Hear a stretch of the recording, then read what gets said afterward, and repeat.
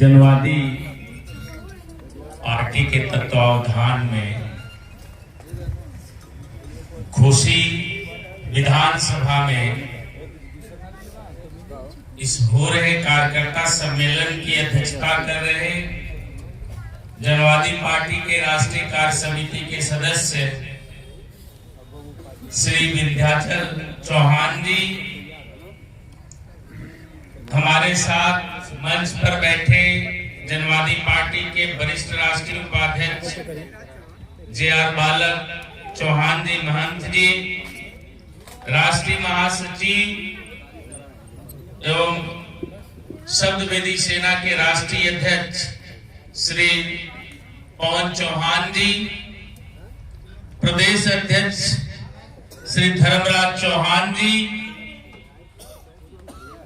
हमारे पार्टी के राष्ट्रीय सलाहकार श्री रामफेर चौहान जी, राष्ट्रीय सचिव डॉक्टर संजय सिंह चौहान जी, और मुझे बड़ी खुशी है आज कि जिस जनवादी पार्टी के प्रदेश का नेतृत्व लंबे दौर तक इस उत्तर प्रदेश में प्रदेश अध्यक्ष के पद पर जिन्होंने काम किया है, हमारे बड़े भाई श्री हिटलर विश्वकर्मा जी, मैं आपका जनवादी पार्टी के इस परिवार में पुनः आपका हार्दिक अभिनंदन एवं स्वागत करता हूं।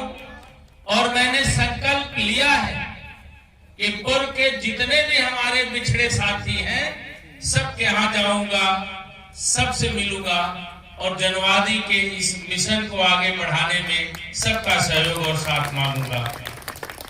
साथियों, हमारे पार्टी के वे साथी जो हमारे साथ 2 बार 1.5 महीना मिर्जापुर जेल में और 5 महीना सोनभद्र के जेल में अति पिछड़ों के अलग आरक्षण की मांग को लेकर के हुए आंदोलन में जो शरीक रहे हैं, वे हमारे क्रांतिकारी साथी भी यहाँ उपस्थित हैं। श्री राम दुलारे चौहान जी उस समय हमारे जिला महासचिव हुआ करते थे, धर्मराज चौहान जी उस समय सोनभद्र के जिला अध्यक्ष हुआ करते थे, श्री कल्लू चौहान जी, राधे श्याम चौहान जी, और 80 साल से ज्यादा उम्र लौटू चाचा की रही।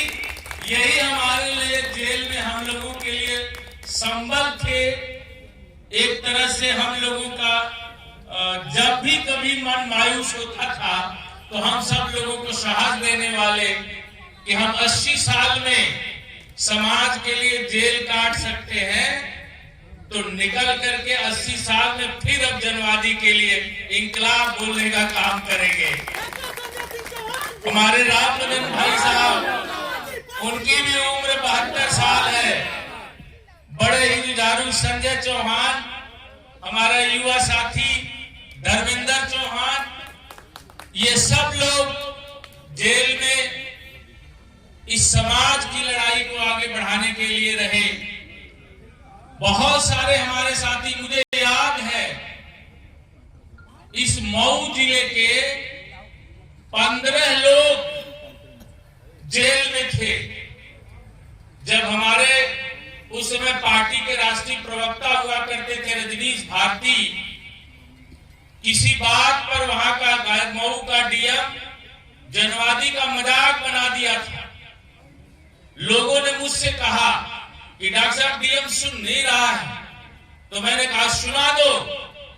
फिर जा करके लोग 15-20 साथी जाकर के डीएम को डीएम के चेंबर में जा करके पीटने का काम किए थे और उसका सारा खिड़की तोड़ने का काम किए थे। और उस दौरान भी 15 लोग जो जेल गए थे, 307 का मुकदमा उनके ऊपर भी लिखा गया था, लेकिन मैं बाहर था। तो उसी गाजीपुर के तिराहा पर मऊ में, यहाँ बहुत सारे लोग गवाह होंगे, तमाम सारी आरपीएफ की फोर्स से लेकर के पूरी मऊ की थाना की पुलिस पहुंच गई थी, लेकिन मैंने चौराहे को तब तक नहीं छोड़ा था जब तक हमारे साथियों को छोड़ने के लिए प्रशासन ने घोषणा नहीं किया था। और 307 लगे हुए मुकदमे को भी हमने 7 दिन के अंदर लोगों की जमानत कराने का काम किया।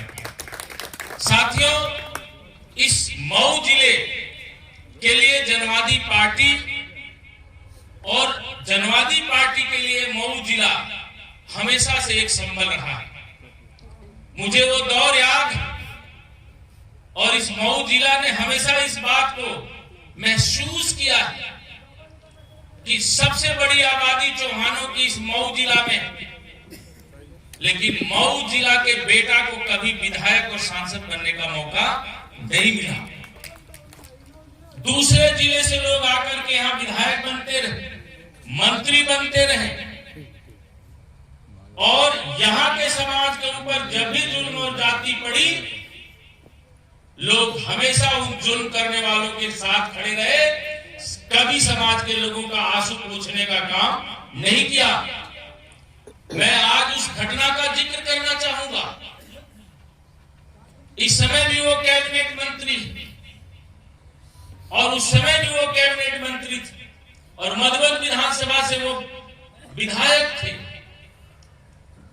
मधुबन विधानसभा के परशुरामपुर गांव का एक वाकया हुआ था। हमारे समाज की 17 साल की बच्ची को उसके घर के बगल में एक मल का भट्ठा चलता था। उस भट्टे से 3 लोग आए, बड़ी जात के लोग थे, एक भूमिहार थे, 2 मल थे और उस महिला के घर में घुसते हैं, उस महिला को भी बदसलूकी करते हैं और उसकी बेटी को जबरदस्ती उठा करके भट्ठा पर लेकर के गए, उसके साथ दुष्कर्म किया।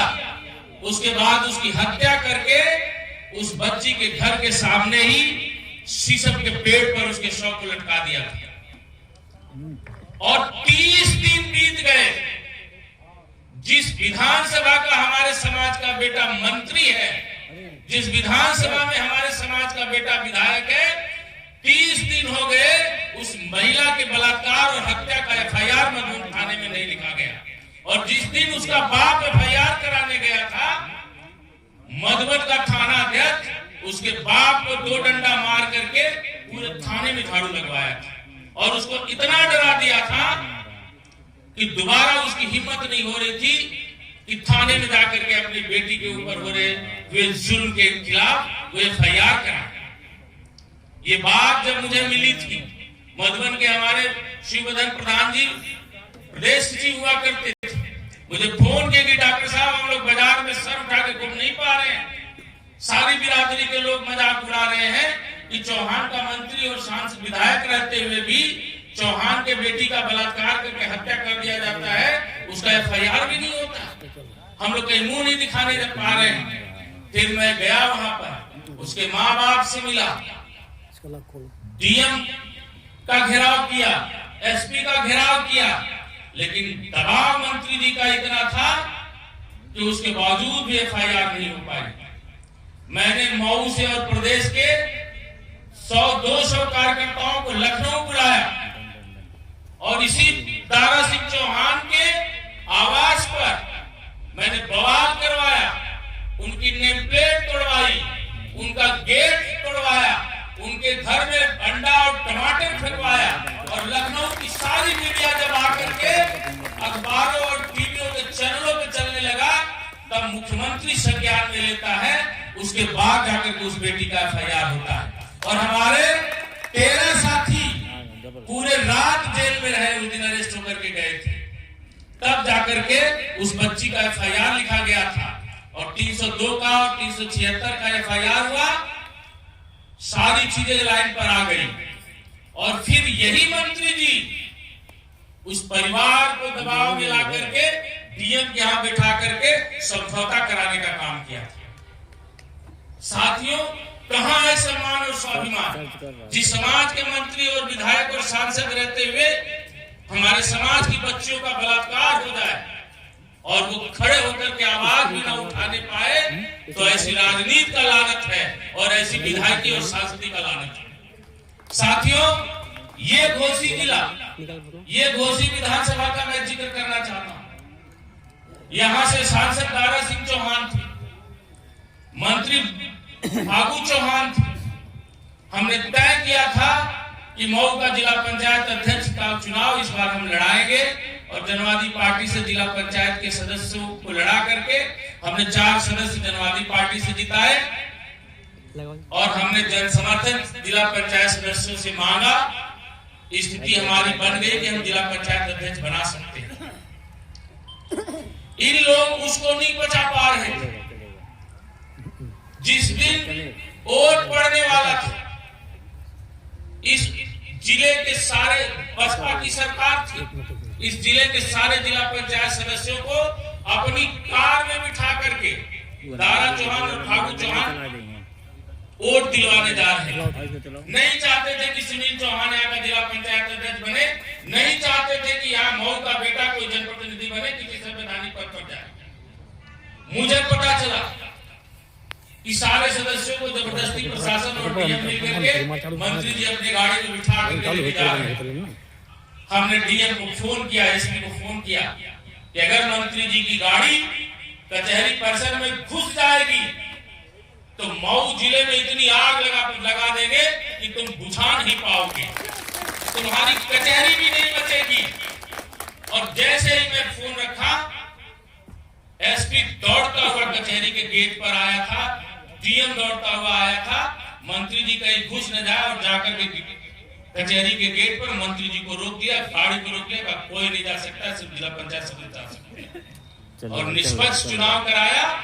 और इस उत्तर प्रदेश की राजनीति में और इस मऊ की राजनीति में चौहान के बेटे को पहली बार जनवादी पार्टी ने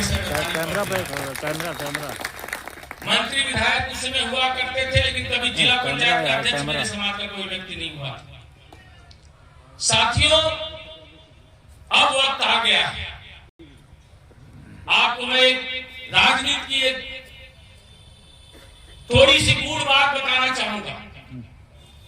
2012 तक हमारे समाज की दिशा सपा और बसपा की तरफ थी और जो लोग शेष बचे थे वो जनवादी की तरफ थे। 2014 में मोदी युग आया और सबसे ज्यादा हर हर मोदी घर घर मोदी कहकर के चौहान ने चिल्लाया और ये स्थिति हो गई कि जनवादी पार्टी का अगर कैंडिडेट चुनाव लड़ रहा है तो चौहान कहने लगा कि कोई जनवादी को वोट देकर के भाजपा को हरा दे। साथियों, जनवादी पार्टी के कार्यकर्ताओं को लोग अपने घर में नहीं बैठने देते थे, मीटिंग नहीं गांव में होने देते थे। कहते मोदी को जिताएंगे, तो मोदी को आप लोगों ने जिता दिया, लेकिन आपको क्या मिला? 2012 से पहले इस देश की संसद कभी चौहानों से खाली नहीं रही। चाहे राज्यसभा रहा हो, चाहे लोकसभा रहा हो, एक न एक चौहान संसद में बैठा करता था। और 2014 के बाद और 2014 से लेकर के आज 2024-25 है, जब से हर हर मोदी घर घर मोदी हो गया हमारी बिरादरी में, एक भी चौहान का बेटा सांसद नहीं बने। जो बन भी सकता था, मैं चंदौली से लड़ा, बीजेपी ने गुंडई के दम पर मुझे हराने का काम किया। वो नहीं चाहती है बीजेपी कि आपके समाज में कोई नेतृत्व पैदा हो, आपके समाज में कोई लीडर पैदा हो। जब तक आप बीजेपी के साथ नहीं खड़े थे, थोड़ा सा पीछे का आप चिंतन करो। मैं ये नहीं कह रहा हूं कि आप उनके साथ खड़ा हो जाओ, मैं कहता हूं कि आपको अब अपने झंडे डंडे के साथ खड़ा होना है। लेकिन आप याद करिए, ये समाज एक बार बसपा के साथ पूरी तरह से खड़ा था तो मऊ से फागू चौहान विधायक थे बसपा से, दारा चौहान सांसद थे, बलिया से शिवशंकर चौहान विधायक थे, चंदौली मुगलसराय से बब्बन चौहान विधायक थे। 3 जिलों में विधायक था चौहान। जौनपुर से वीरेंद्र चौहान एमएलसी थे। लेकिन आपने जब भाजपा के साथ खड़ा हो गया तो घोसी के अलावा कहीं का चौहान कोई विधायक नहीं बना, क्योंकि भाजपा के साथ आप खड़े हैं, लेकिन भाजपा आपको हिस्सेदारी देने के लिए तैयार नहीं है, क्योंकि भाजपा मानती है और भाजपा का हर कार्यकर्ता यह जानता है कि चौहान को देने की कोई जरूरत नहीं है, ये तो बिना दिए भी हमको वोट देने के लिए तैयार है। तो आप सबसे मैं जानना चाहता हूं, क्या भाजपा का यह भ्रम नहीं टूटना चाहिए? टूटना चाहिए। क्या भाजपा को इसका जवाब नहीं मिलना चाहिए? और अगर मिलना चाहिए, आप देना चाहते हैं, तो अवसर साथियों आ गया है। घोसी विधानसभा का उपचुनाव, और घोसी विधानसभा के उपचुनाव में कोई भी आपको वोट देने नहीं जा रहा। मैं आपको एक पते की बात और बताता हूं, घोसी हमेशा आपके राजनीति की प्रतीक रही है, लेकिन घोसी से चुनाव किसको लड़ाती है बीजेपी? 2024 में किसको लड़ाई? राजभर को लड़ाई। क्या राजभर घोसी में चौहान से ज्यादा है? लेकिन बीजेपी को पता है कि हम राजभर को नहीं देंगे तो उसका वोट हमको नहीं मिलेगा, और चौहान को हम नहीं भी देंगे तब भी उसका वोट हमको मिल जाएगा।